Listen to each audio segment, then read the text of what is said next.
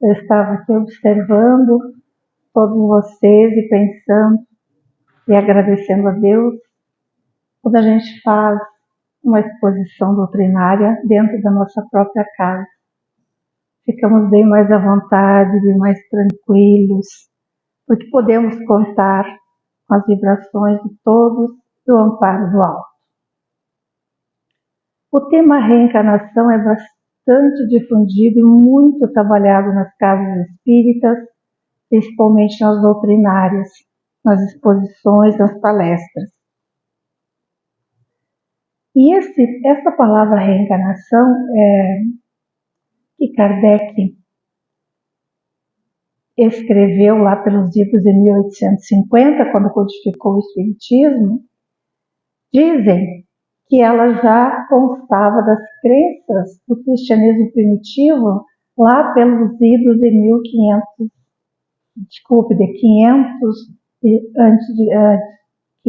depois de Cristo. Estou meio lesa hoje. E havia um imperador chamado Justiniano I, que era casado com uma senhora chamada Teodora. E essa Teodora era uma criaturinha, uma irmãzinha nossa, bastante difícil de lidar. Ela vinha de uma condição que não era muito favorável e numa posição que ela estava como esposa do imperador, ela chegava a cunhar até moedas com sua efígie, porque ela se julgava mais quase do que o marido. E como ela era muito má, dizem, ela mandou exterminar todas as mulheres que vinham da mesma profissão que ela. E isso despertou muita raiva, muita revolta no povo, e não faltou quem dissesse a ela que ela reencarnaria um dia e teria que pagar por tudo aquilo que ela estava fazendo, porque a crença da reencarnação era tida como comum naquelas épocas. E a esposa do imperador, como ela era, ela conversou com o marido e o marido então solicitou um concílio da igreja, ele era imperador, e nesse concílio ela pediu a ele, exigiu dele que a palavra reencarnação fosse retirada, achando que com isso ela ficaria livre de ter que resgatar os seus erros, de cumprir aquilo que todos nós viemos fazer aqui quando reencarnamos, que é pagar as nossas dívidas, né? Ter a oportunidade de estar na carne. Dizem que isso foi assim. E ela foi criada, essa palavra foi mencionada com bastante propriedade, e é uma das bases da doutrina espírita, a reencarnação, por Kardec lá por volta de 1850, como nós já comentamos. Na Bíblia não aparece a palavra reencarnação, mas aparece a palavra palingenesia, que é quase a mesma coisa. Esse é só um fato histórico, mais como se diz, uma curiosidade, né, para a gente introduzir nesse estudo de hoje.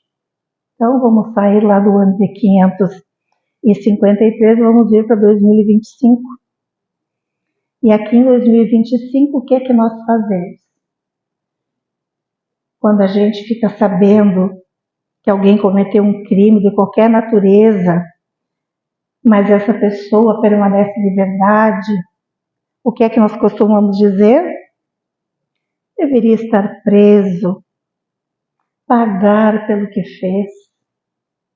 Não há justiça nesse mundo, essa pessoa cometeu tantos delitos, está aí livre.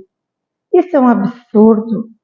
Essa pessoa causou tanto mal, prejudicou famílias, deixou outros na miséria, encheu uma mãe de prantos, lesou os cofres públicos. Cadeia para ele. Como pode estar vivendo com a sociedade após esses atos praticados? Como pode estar aqui convivendo conosco que já não praticamos esses atos? Quando, diante de tantas coisas erradas, de tantas fraudes, roubos, apropriação indébita, males, crimes hediondos, negação de crimes comprovados, nós não ficamos indignados? Ficamos muito indignados. E fazemos os comentários que nós dissemos há pouco. É que pode, né? Tinha que estar preso, tinha que mandar matar. Quando a gente não diz, tinha que mandar matar. Né? Então, mas aí nos cabe, enquanto espíritas, fazer a seguinte reflexão. Se nós pudéssemos ver o nosso passado, as incontáveis encarnações que nós já vivemos, não foram poucas, pode ter certeza, recheadas de erros, recheadas de crimes, de equívocos, de desmandos, de ódios, de prepotência. Também não seria o caso de dizer-nos: pratiquei muitos crimes, prejudiquei inúmeros irmãos, levei ao desespero tantos outros, separei os que se amavam, tirei de quem não tinha, invadi o que não me pertencia, tirei vidas por amor, abandonei filhos, família, insuflei a discórdia, fui maledicente, promovi ou fomentei as guerras. Não é justo que eu também pague por isso? Diante da eternidade, meus irmãos, que nos aguarda como espíritos imortais que somos, a partir do momento que fomos criados, somos imortais. A reencarnação representa a justiça divina aplicada a cada um de nós. Da mesma forma que nós desejamos seja aplicada aos nossos semelhantes. Nós já não estamos mais praticando esses crimes horrendos, prejudicando famílias, promovendo a discórdia, fomentando guerras, né? Nós já não estamos mais. Não a nível de afetar muitas pessoas, mas às vezes nós fazemos isso dentro das nossas próprias casas. Então, sem a reencarnação, seríamos como aqueles que julgamos impunes pelos atos praticados. Nós também estaríamos impunes se não tivesse que resgatar. Não queremos que paguem pelos crimes cometidos? Que seja assim para nós também. Mas muitos poderão pensar: mas eu não lembro do que eu fiz.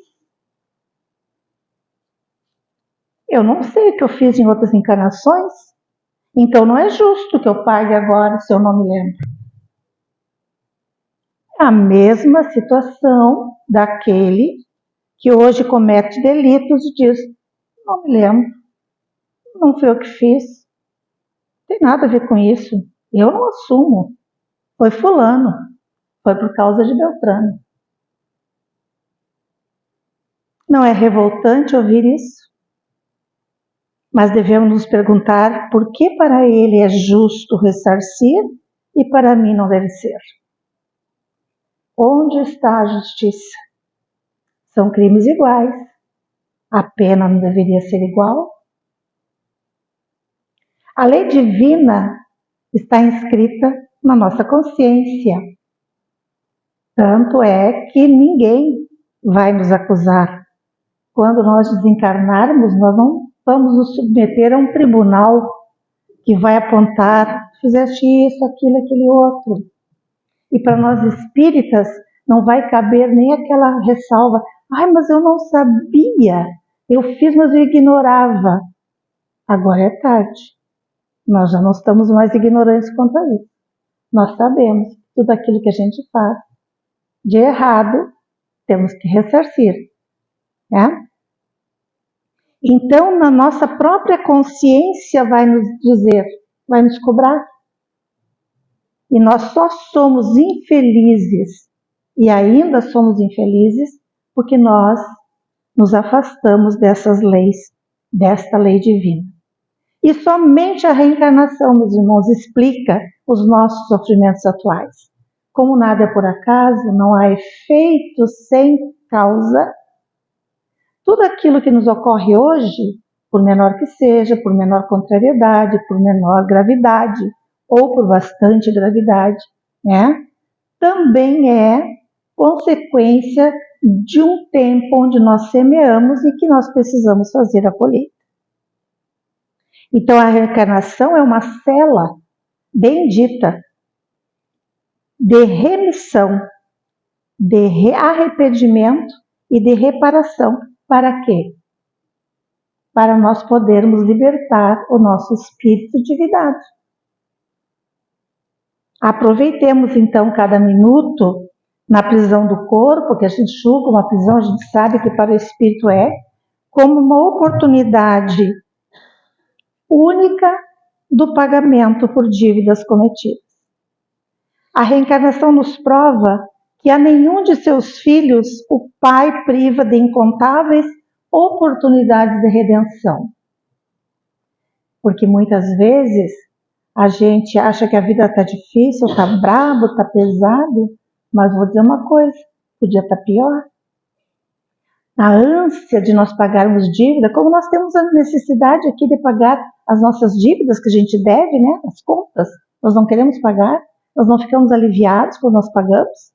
Quando nós estamos lá no mundo espiritual planejando a nossa próxima encarnação e diante de ter assumido, ter reconhecido os erros cometidos no pretérito, nós queremos pagar tudo de uma vez. Não, eu quero passar tudo agora, nessa encarnação eu quero vir disso, dessa forma, sofrer isso, sofrer aquilo, porque eu quero pagar logo, a gente quer se ver livre da dívida. E aí os espíritos bondosos dizem, não vais aguentar, Marta. Melhor tu parcelar a dívida, né? Não dá para pagar no Pix todo, nem o pagamento ali, desconto na hora, não dá. É muito grande. Porque é pesado, mas eu sinto dizer, nós não somos anjos. Nós seremos, como diz o Toninho, mas nós não somos. Mas já estamos bem melhores. Eu fiquei muito satisfeita quando assisti um vídeo da Maíse Braga, não sei se algum dos senhores acompanha ela no Instagram, e ela, não, desculpe, não foi da Maíse Braga, foi do Jorge Larrat. E o Jorge Larrat disse, não se preocupe que nós não vamos ser degradados para planetas inferiores. E eu fiquei aliviada, muito aliviada, porque nós não estamos, neste momento, envolvidos com as grandes coisas, né, os grandes males, nós temos os pequenos males que nós ainda cometemos. E eu fiquei bastante aliviada com essa história. Então, Jesus, Deus, né, que nos priva, ele nos prova, né, a reencarnação nos prova que nenhum dos filhos do Pai, ele priva de incontáveis oportunidades de redenção. Mesmo aqueles encarnados ou desencarnados que persistem por séculos e séculos, afastados de suas leis, promovendo a desarmonia e a dor entre os homens. Então, se nós não estivermos promovendo a desarmonia e a dor entre os homens, nós já estamos bem. E aí ficam esses irmãos, como nós também já ficamos, séculos sem fim, nesse emaranhado, nessa situação totalmente equivocada, sem se assumir, sem se dar por conta, porque a gente cresce quando a gente admite o erro, quando a gente não admite, a gente fica lá perdido na ignorância. E o amor e a misericórdia divinos trazem frequentemente, dos umbrais mais horrendos, dos locais mais terríveis que se possa imaginar, criados pela mente daqueles que desencarnaram, porque o umbral não é um lugar circunscrito, ele é aquilo que a mente da gente projeta, e o amor e a misericórdia de Deus costuma resgatar esses espíritos rebeldes que lá se aglomeram, dando-lhes mais uma chance de reescrever melhor a sua história. E eles são conduzidos à reencarnação, às vezes, como a última oportunidade. E nós estamos sabendo, nesses momentos decisivos do nosso planeta, que muitos estão vindo pela última vez, estão tendo a última oportunidade de acompanhar a evolução da humanidade terrestre. Mas em não conseguindo isso, serão degradados para mundos inferiores. O que nos resta fazer? Orar por eles e orar por nós também. Indaguemos nossa consciência, queridos irmãos, com a mesma severidade com a qual julgamos o nosso próximo. Observemos se nossos detritos mentais, nossas palavras descontroladas, nossos atos imprudentes e equivocados, nossa falta de vigilância, não estão colaborando para essa onda de pessimismo e negatividade, onde nós ouvimos frequentemente: o mundo está perdido. Só que o mundo não está perdido, o mundo está muito melhor. Nós estamos vivendo a melhor reencarnação que nós já tivemos. E daqui para frente, só vamos melhorar, se Deus quiser, com todo o nosso esforço. Lá no Evangelho, nós encontramos a lei de amor, da qual extraímos um pequeno trecho. E esse trecho é de um texto ditado pelo Espírito Lázaro. Diz assim: o amor resume inteiramente a doutrina de Jesus. O Espiritismo, a seu turno, vem pronunciar uma segunda palavra do alfabeto divino. Estai atentos, porque essa palavra ergue a pedra dos túmulos vazios e a reencarnação, triunfando sobre a morte, revela ao homem maravilhado seu patrimônio intelectual, a conquista do seu ser, elevado e transfigurado. Então, a reencarnação é uma prova imensa de amor por todos nós. Deus nos concede. Lá no túmulo de Allan Kardec, no cemitério de Père-Lachaise, em Paris, fica um monumento de pedra que remete aos tempos em que ele foi sacerdote druida, e lá está escrito assim: nascer, morrer, renascer ainda e progredir sempre, tal é a lei. Essa frase não é de Kardec, mas resume muito bem um dos objetivos da reencarnação: fazer o espírito chegar à perfeição. A cada retorno dele ao corpo físico, passando pelos reveses, pelos problemas, pelas vicissitudes, pelas mudanças das coisas, vamos expiando as nossas faltas. O espírito vai expiando suas faltas. O outro objetivo da reencarnação qual é? É o espírito fazer o que lhe cabe na obra da criação. Nós somos co-criadores. Em todos os setores, em todas as atividades da humanidade, nós estamos colaborando com a obra de Deus. Tarefas que nos foram confiadas para executar. Ah, mas eu não tenho grande tarefa. Tem. Todos temos. E temos que fazer o melhor. Essas tarefas podem ser desde ser uma boa professora, um pai cuidadoso, um pintor de parede dedicado, um político decente, um cientista comprometido, um gari paciente, um espírita tolerante, né? Também é missão. Aí nós estamos sendo testados para contribuir na obra da criação. E nessa trajetória de sucessivas encarnações, alguns espíritos chegam mais cedo a essa perfeição, mas todos passaram pelas tribulações. Por isso eles são nossos guias, como nos dizia nosso colega Toninho hoje à tarde. São guias por quê? Nossos protetores, porque já viveram os problemas, as vicissitudes, as dificuldades que nós já vivemos. Eles sabem exatamente como nos atender e como nos confortar e como nos ajudar.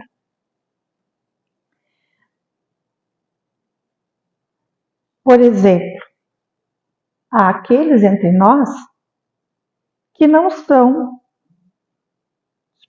nessa trajetória de sucessivas encarnações, alguns espíritos chegam mais cedo a essa perfeição, como falávamos, para o qual todos fomos criados.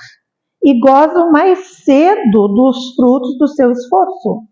Então, quem consegue aprender antes, vai melhor. Quem consegue fazer algo melhor e mais cedo, melhor para ele. Né? Então, para esses, não há mais necessidade de expiação naquele sentido. Pode vir como prova, mas como expiação, não. Já não os afeta mais. Por isso que nós somos tão diferentes. Eu posso ser mais ofendido, o outro pode ser menos ofendido. Ai, mas como que tu não te ofende? Mas nele já foi vencido esse problema da ofensa. E em mim ainda está latente. Então, aqueles que já não são invejosos, aqueles que não são mais ciumentos, não são avaros, não são ambiciosos, não sofrem as torturas e as dores que se originam desses defeitos. Para eles está mais tranquilo, que já venceram. E nós ainda há o que vencer, se é que já não atingimos esse estágio.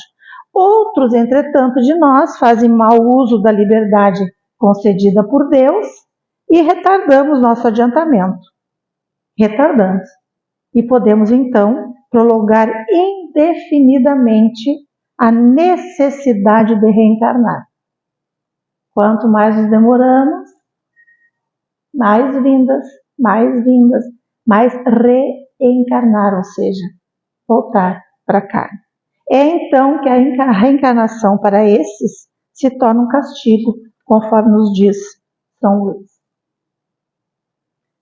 Meus irmãos, bendito seja Deus que nos deu o esquecimento do passado. Quantos de nós coraríamos de vergonha, quem sabe até cometêssemos algum desatino, se soubéssemos hoje, se lembrássemos hoje, dos equívocos cometidos pela ignorância perdoável. Mas não mais agora, como já dissemos antes. Houve um tempo que nós erramos, porque nós ignorávamos a verdade. Ser ignorante é ignorar, mas hoje não mais. Diante de tudo que nós sabemos, que nós temos aprendido aqui nas doutrinárias, nas leituras, nos grupos de estudo, nas palestras que assistimos, né? Agora nós não podemos mais dizer, eu fiz isso de errado porque eu não sabia. Agora não posso mais dizer. A lei de justiça que desejamos aplicar aos outros é a mesma que deve ser aplicada a nós. O amor que desejamos é o mesmo que devemos dar.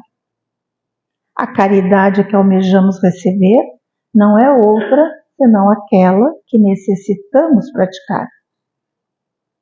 Por conta disso, finalizando nossa pequena exposição, nosso chamamento final, extraído do Evangelho, fica para todos nós refletirmos. Esta frase, esse parágrafo foi retirado de um texto ditado pelo Espírito Erasto, chama-se Missão dos Espíritas, e diz assim: bendizei o Senhor, vós que haveis posto vossa fé em sua soberana justiça, e como novos apóstolos da crença revelada pelas vozes proféticas superiores, e de pregar o dogma novo da reencarnação e da elevação dos espíritos, segundo tenham, bem ou mal, cumprido suas missões e suportado suas provas terrestres. Muita paz a todos.